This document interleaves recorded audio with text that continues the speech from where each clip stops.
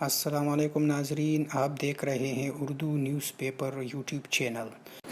International market میں تیل کی قیمتیں بڑھ گئیں اور پاکستان میں بھی پیٹرولیم مصنوعات میں اضافہ کر دیا گیا ہے۔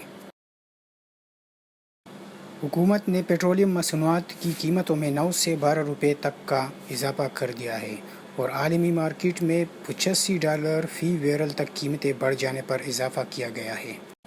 ماہرین نے اس سوال کے جواب میں کہا کہ اس مسلسل اضافے کے پیچھے نہ صرف روایتی عوامل شامل ہیں جیسا کہ اوپیک ممالک کی کارکردگی وغیرہ یا پھر مشترکہ عوامل جیسا کہ کووڈ-19، اس کے علاوہ اس میں تیل پیدا کرنے والی کمپنیوں کی ایک پوری نئی حکمت عملی بھی شامل ہے۔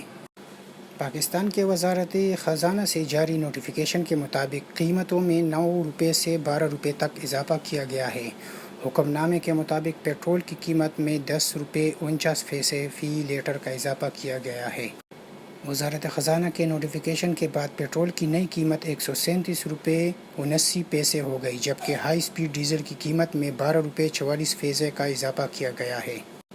اس طرح ہائی سپیڈ ڈیزل کی نئی قیمت 134 روپے 48 پیسے مقرر کی گئی ہے، جبکہ مٹی کے تیل کی قیمت میں 10 روپے 95 پیسے کا اضافہ کیا گیا ہے۔